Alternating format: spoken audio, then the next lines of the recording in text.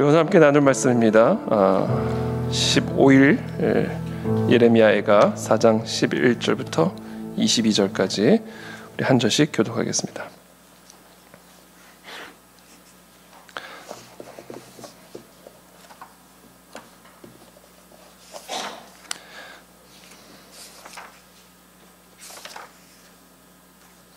예레미야서 4장 11절부터 22절 저부터 읽겠습니다. 여호와께서 그의 분을 내시며 그의 맹렬한 진노를 쏟으시며 시온에 불을 지르사 그 터를 사르셨도다. 대적과 원수가 예루살렘 성문으로 들어갈 줄은 세상의 모든 왕들과 천하 모든 백성이 믿지 못하였다. 그의 선지자들의 죄들과 제사장들의 죄악들 때문이니 그들이 성읍 안에서 의인들의 피를 흘렸도다. 그들이 거리거리에서 맹인같이 방황하며 그들의 옷들이 피에 더러워졌으므로 아무도 만질 수 없도다. 사람들이 그들에게 외쳐 이르기를 저리 가라 부정하다 저리 가라 저리 가라 만지지 말라 하였으며 그들이 도망하여 방황할 때 이방인들이 말하기를 그들이 다시는 여기서 살지 못하리라 하였도다. 여호와께서 노하여 그들을 흩으시고 다시는 돌보지 아니하시리니 그들이 제사장들을 높이지 아니하였으며 장로들을 대접하지 아니하였음이로다. 우리가 헛되이 도움을 바람으로 우리의 눈이 상하며 우리를 구원하지 못할 나라를 바라보았도다. 그들이 우리의 걸음을 엿보니 우리가 거리마다 다닐 수 없으며 우리의 끝이 가깝고 우리의 날들이 다하였으며 우리의 종말이 이르렀도다.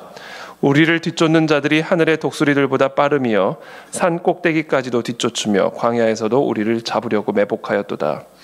우리의 콧김 곧 여호와께서 기름 부으신 자가 그들의 함정에 빠졌으며 우리가 그를 가리키며 전에 이르기를 우리가 그의 그늘 아래에서 이방인들 중에 살겠다 하던 자로다.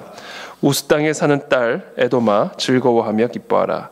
잔이 내게도 이를지니 네가 취하여 벌거벗으리라. 내 죄악의 형벌이 다하였으니 주께서 다시는 너로 사로잡혀 가지 아니하게 하시리로다. 딸 에도마 주께서 내 죄악을 벌하시며 내 허물을 드러내시도다.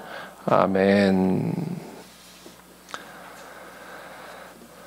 네, 오늘 본문은 이렇게 시작합니다. 여호와께서 그의 분을 내시며 그의 맹렬한 진노를 쏟으시며 시온에 불을 지르사 그 터를 사르셨도다. 예레미야 애가에서 계속해서 나오는 반복이 되는 메시지는 하나님이 하나님의 딸을 진멸하시고 하나님이 하나님의 성읍을 불태우시는 그런 내용들, 도무지 우리가 이해할 수 없는 그런 일들을 하나님이 하고 계심을 예레미야는 강조하고 있습니다. 그의 분을 내시고 맹렬한 진노를 쏟으시는데 어디에 쏟으셨냐면 시온에 쏟으셨다는 거죠. 시온이라는 것은 우리가 잘 알다시피 여호와의 산입니다. 예루살렘을 상징합니다. 하나님의 성전이 있는 하나님의 성읍, 그 시온과 예루살렘에 하나님이 하나님의 불을, 진노의 불을 쏟고 계심을 오늘 예레미야는 말씀하고 있습니다. 도대체 어떻게 하나님의 성읍, 하나님의 백성들에게 이런 일이 일어날 수 있을까? 우리도 그런 생각을 할 때가 있죠. 하나님이 과연 하나님의 자녀들에게 그렇게 하실까? 하나님이 하나님의 교회에 그렇게 하실까? 하나님이 하나님의 종에게 설마 그렇게 하실까? 우리도 그렇게 생각할 수가 있습니다. 내가 하나님의 자녀라는 사실, 그 자체가 우리의 안위를 보장하는 것처럼 착각하죠. 우리가 하나님의 교회라는 그 사실 그 자체로부터 우리가 우리의 평강을 찾고자 할 때가 있습니다. 그러나 그렇지 않습니다. 오히려 하나님의 자녀이기 때문에 진멸당할 수가 있습니다. 오히려 하나님의 성전이기 때문에 파괴당할 수 있습니다. 왜냐하면 하나님의 소유이기 때문에. 거기서 오는 혼돈과 혼란과 어떻게 보면 이 혼돈과 혼란이 지금 이 예레미야에도 있는 것이고 이스라엘 백성들 안에 있는 것이죠. 도대체 어떻게 하나님의 성읍, 하나님의 백성들에게 이런 일이 일어날 수 있을까? 그 이유를 12절부터 이렇게 얘기합니다. 대적과 원수가 예루살렘 성문으로 들어갈 줄은 세상의 모든 왕들과 천하 모든 백성이 믿지 못하였도다. 절대 그런 일이 일어날 수 없을 거라 생각한 거예요. 그뿐이 아닙니다. 14절부터 16절에 그들이 거리거리에서 맹인같이 방황하며 그들의 옷들이 피에 더러워졌으므로 아무도 만질 수 없도다. 도무지 일어날 수 없는 일들이 일어난 거예요. 사람들이 그들에게 외쳐 이르기를 저리 가라 부정하라 저리 가라 저리 가라 만지지 말라 하였으며 그들이 도망하여 방황할 때 이방인들이 말하기를 그들이 다시는 여기서 살지 못하리라 하였도다. 선지자들과 제사장들이 거리에서 맹인처럼 방황, 하나님의 종들이 거리에서 맹인처럼 방황하는 거예요. 그렇게 거룩히 여김을 받던, 존경을 받던 선지자들이, 제사장들이 사람들로부터 저리 가라 부정하다 더럽다 만지지 말라, 높임을 받지 못하고 대접을 받지 못하는, 어떻게 하나님의 종들에게 이런 일이 일어날 수 있을까? 그뿐이 아닙니다. 7절부터 우리가 헛되이 도움을 바람으로 우리의 눈이 상하며 우리를 구원하지 못할 나라를 바라보았도다. 그들이 우리의 걸음을 엿보니 우리가 거리마다 다 다닐 수 없으며 우리의 끝이 가깝고 우리의 날들이 다하였으며 우리의 종말이 이르렀도다. 우리를 뒤쫓는 자들이 하늘의 독수리들보다 빠르며 산 꼭대기까지도 뒤쫓으며 광야에서도 우리를 잡으려고 매복하였도다.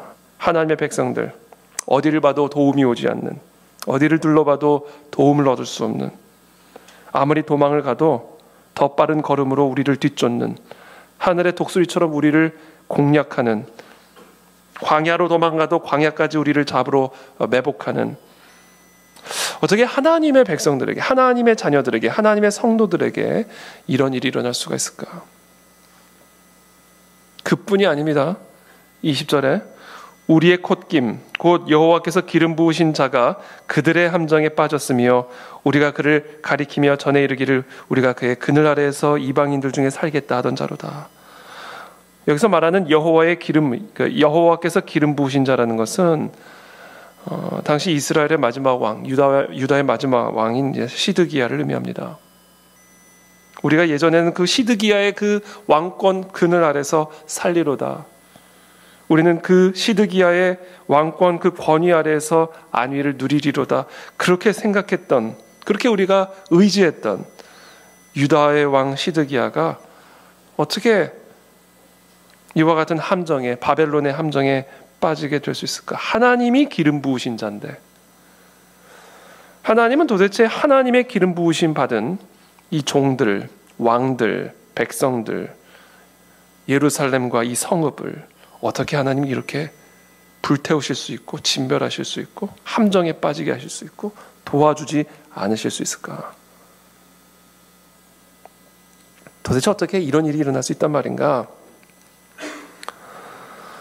그 이유를 13절에서 이렇게 얘기합니다. 하나님의 백성들에게 하나님의 성읍에 이와 같은 재앙과 저주가 임한 까닭, 13절입니다.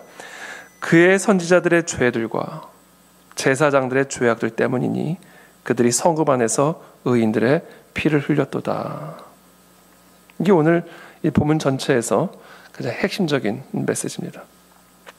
예루살렘 성문이 파괴되고 하나님의 종들이 대접을 받지 못하고 하나님의 백성들이 도움을 얻지 못하고 하나님의 기름 부으심 받은 자가 함정에 빠지게 된 이유, 그건 다름 아닌 선지자들의 죄와 제사장들의 죄들 때문이다 라고 말씀하는 겁니다. 자, 그렇다면 이 선지자들과 제사장들의 죄는 무엇인가? 13절에서 말하죠. 그들이 성읍 안에서 의인들의 피를 흘렸도다. 자, 의인들의 피를 흘렸기 때문이라고 말합니다. 자, 그렇다면 여기서 말하는 의인들은 누굽니까? 하나님의 말씀을 대언하는 참 선지자와 참 제사장을 의미합니다. 그러니까 이들이 흘린 피, 이들의 죄, 선지자들의 죄와 제사장들의 이 죄악이라고 하는 것은 참 선지자와 참 제사장을 핍박하고 죽인 죄들을 의미하는 겁니다. 그것을 예레미야서에 보면 조금 더 정확하게 우리에게 가르쳐 줍니다. 예레미야서 5장 11절을 보면 제가 한번 읽어드리겠습니다. 예레미야서 5장 11절에 이렇게 말합니다. 여호와의 말씀이니라. 이스라엘의 집과 유다의 집이 내게 심히 반역하였느니라. 그들이 여호와를 인정하지 아니하며 말하기를 여호와께서는 계시지 아니하니 재앙이 우리에게 임하지 아니할 것이요 우리가 칼과 기근을 보지 아니할 것이며 선지자들은 바람이라 말씀이 그들의 속에 있지 아니한즉 그같이 그들이 당하리라 하느니라. 지금 이스라엘 백성들의 이스라엘 백성들의 생각을 지금 얘기를 해주는 거예요. 그들이 나에게 엄청나게 반역을 했는데 지금 그들이 뭐라고 얘기를 하냐면 여호와를 인정하지 않고 있다. 여호와는 계시지 않는다. 이렇게 말하고 있다. 여호와가 안 계시니까 재앙이 우리에게 임하지 아니할 것이다. 이렇게 말하고 있다. 여러분, 우리에게는 재앙이 임하지 않을 거야 라고 생각하는 것처럼 어리석은 생각이 없죠. 우리가 칼과 기근을 보지 아니할 거야 이렇게 얘기합니다. 그리고 오히려 그와 같은 하나님의 재앙과 하나님의 칼과 기근을 정확하게 예언하고 있는, 경고하고 있는 예레미야와 같은 선지자들은 바람이라 말씀이 그들의 속에 없다. 그들이 말하는 그런 재앙은 그들이나 당하게 될 것이다. 이런 말들을 하고 있었다는 거예요.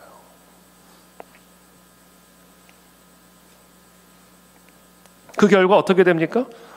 15절에 계속해서 말합니다. 예레미야서 5장 15절에 여호와의 말씀이니라 이스라엘 집이여 보라 내가 한 나라를 먼 곳에서 너희에게로 오게 하리니 곧 강하고 오랜 민족이라 그 나라 말을 네가 알지 못하며 그 말을 네가 깨닫지 못하느니라. 네가 알아들을 수 없는 말을 하는 저 이방에 있는 먼 곳에서 너희들에게 올 것이다.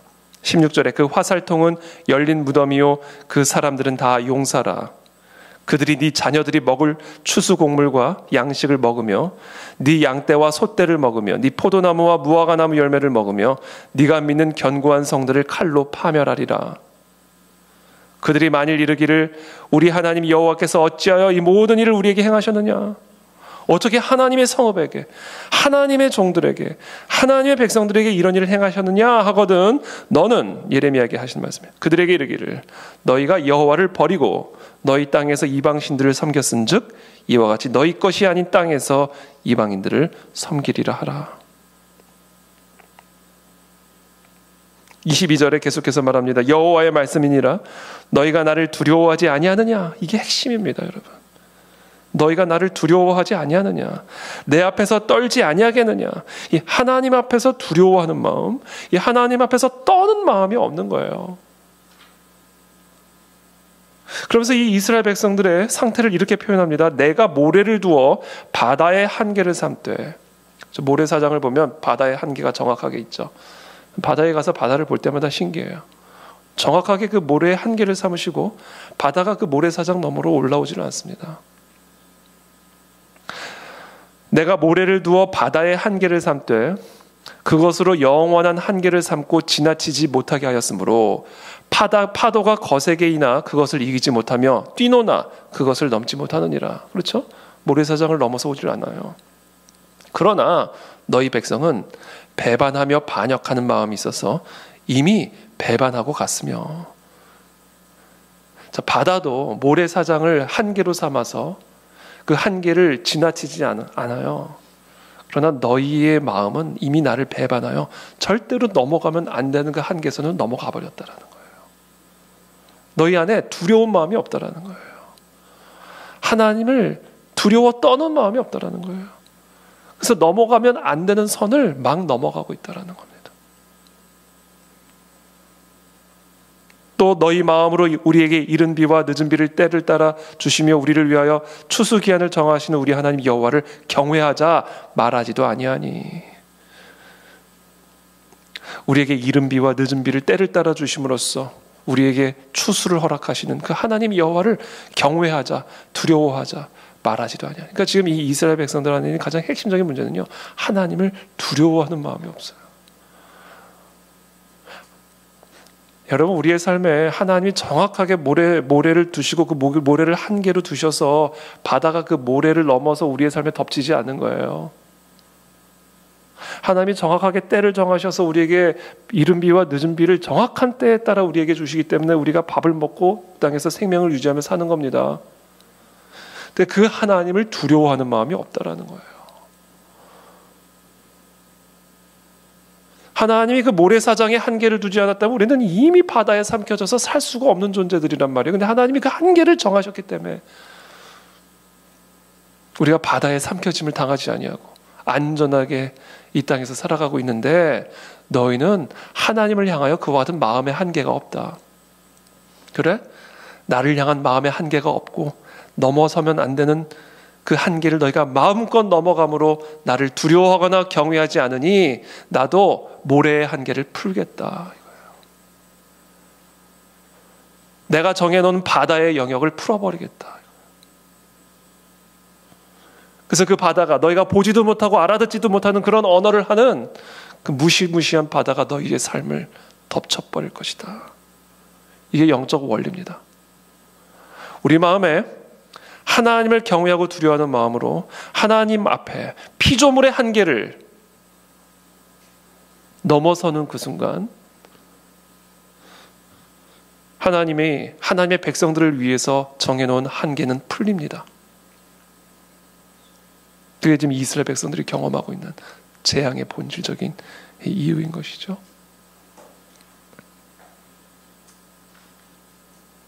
저와 여러분들 안에 이 하나님을 경외하고 두려워하는 마음이 회복이 되시기를 예수 그리스도 이름으로 축복합니다. 그 한계가 생명줄이에요.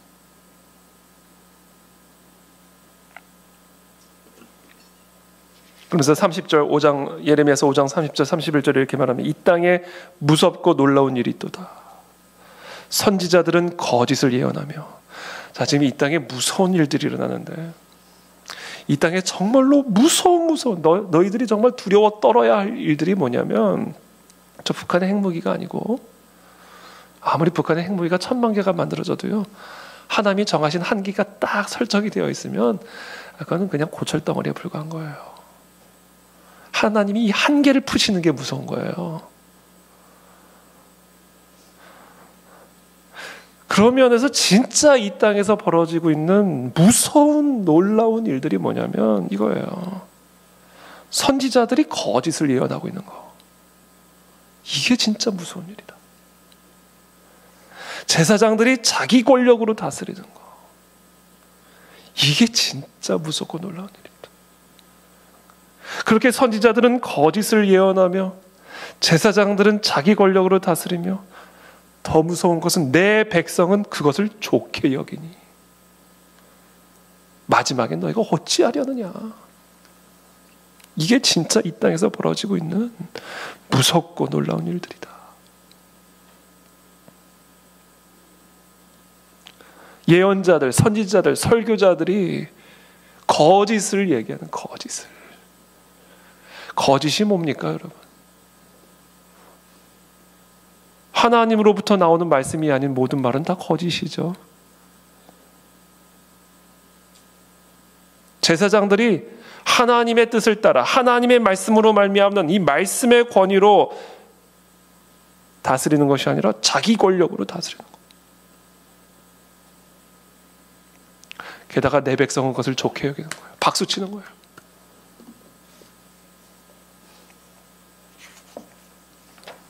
이게 진짜 이 땅에서 벌어지고 있는 무서운 일이다.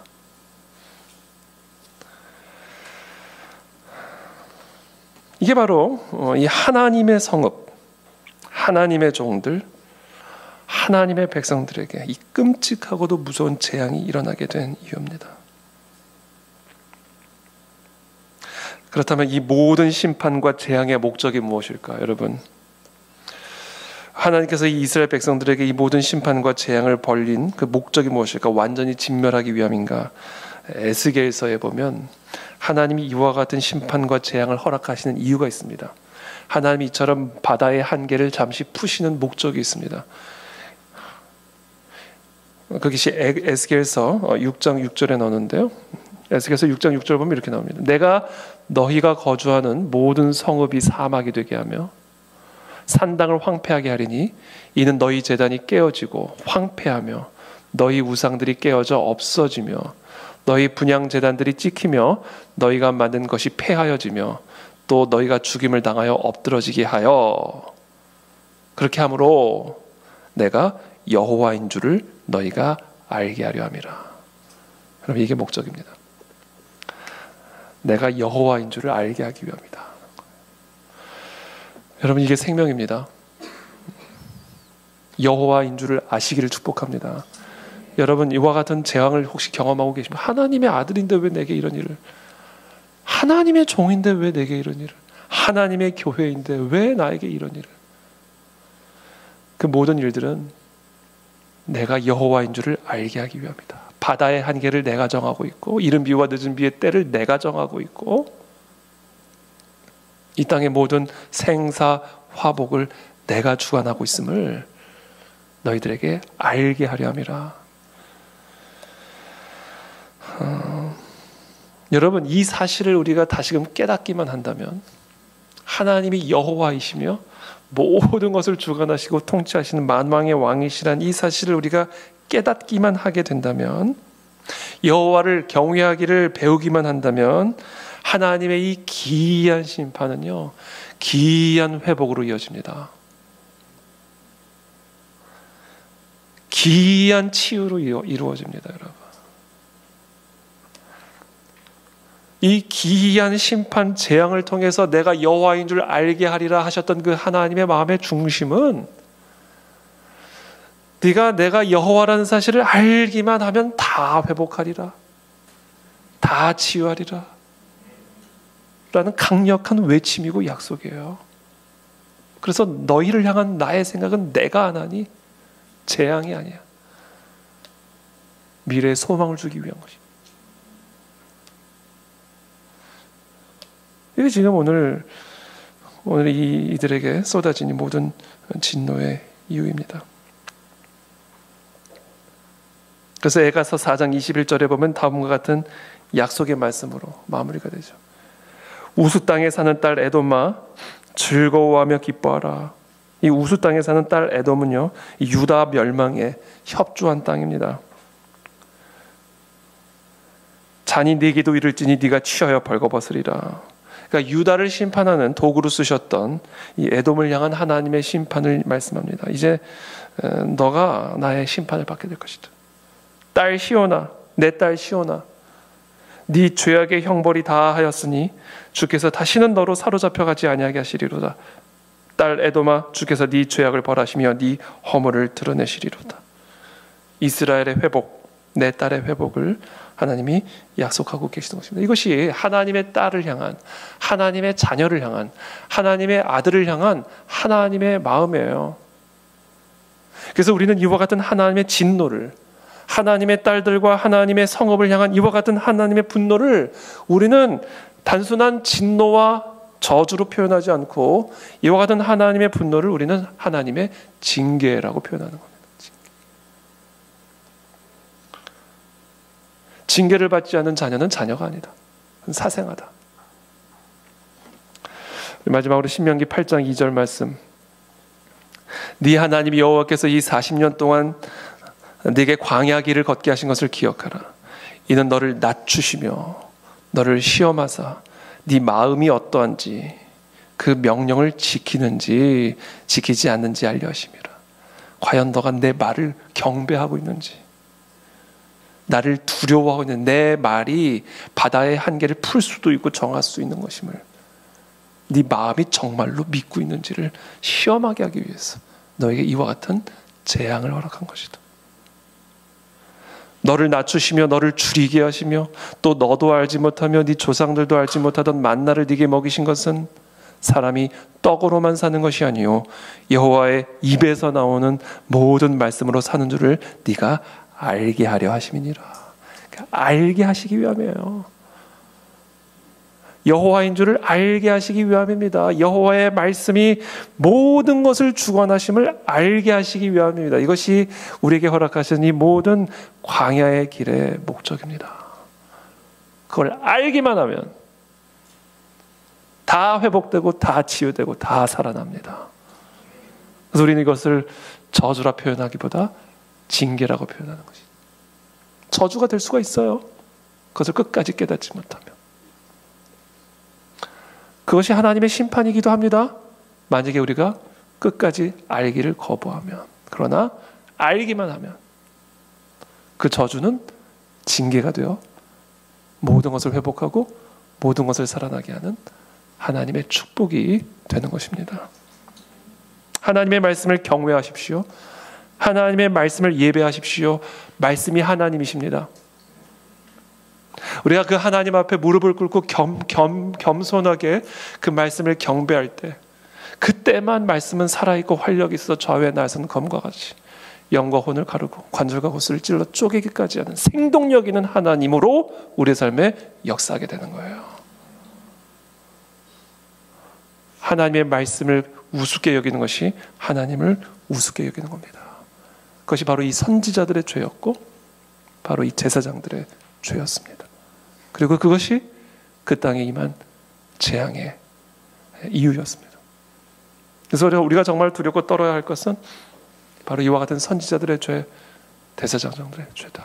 그래서 오늘 우리는 함께 세 가지를 위해서 함께 기도하며 나가기를 원하는데, 그 전에 우리 그 찬양 한 곡만 하면 좋겠어요. 제가 찬양하고 싶어가지고 딱 나의 믿음 주께 있네, 이 찬양 한 곡 하고 제가 잠깐 기도 제목 나누고, 일단 우리 먼저 한국 교회를 위해서 이 시간 함께 기도했으면 좋겠습니다. 한국 교회의 제사장들과 선지자들을 위해서 기도하기를 원합니다.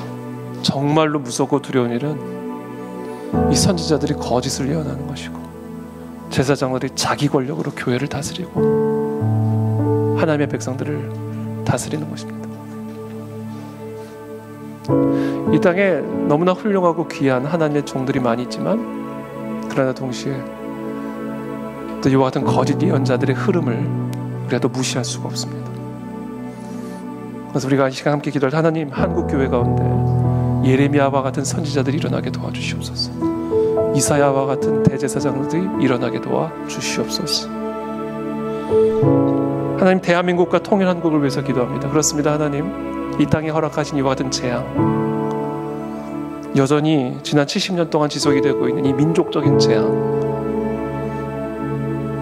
우리가 이 모든 재앙을 통해서 하나님이 여호와 하나님이신 줄을 알기를 원합니다. 두렵고 떨리는 마음으로 하나님 앞에 무릎을 꿇게 도와주시고, 한국교회가 회개하여 말씀을 경배하고 말씀으로 돌아오는 진정한 회개 운동이 우리 성도들 가운데, 교회 가운데 일어나게 하여 주시옵소서. 마지막으로 세 번째, 하나님, 내 삶에 이와 같은 회복이 일어나게 되기를 원합니다. 내 삶에 있는 이 모든 광야의 길이 이제 끝나기를 원합니다. 이 광야를 통해서 나의 마음을 낮추시고 나를 시험하여 하나님이 하나님이라는 사실을 알게 하셨으니, 이제 내가 그 말씀을 경배하며 살겠습니다. 그 말씀을 두려워하며 살겠습니다. 이제 내 삶에 기이한 회복이 일어나게 하여 주시옵소서. 이 세 가지를 위해서 함께 기도하며 나갈 텐데, 그 전에 우리 나의 믿음 주께 있네 함께 한번 찬양하고 나가도록 하겠습니다.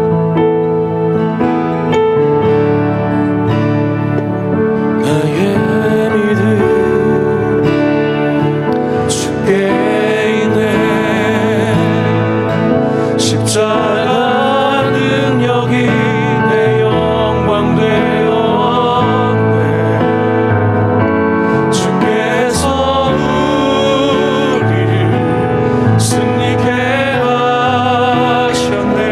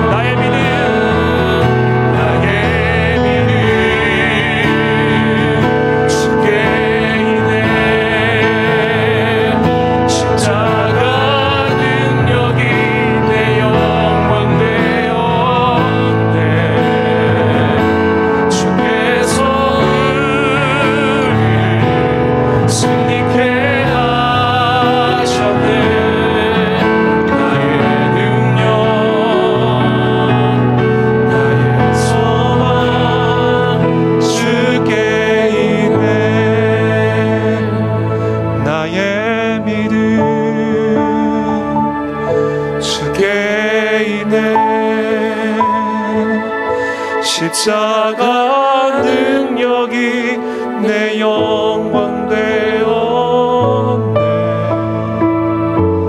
주께서 우리를 승리케 하셨네. 나의 능력,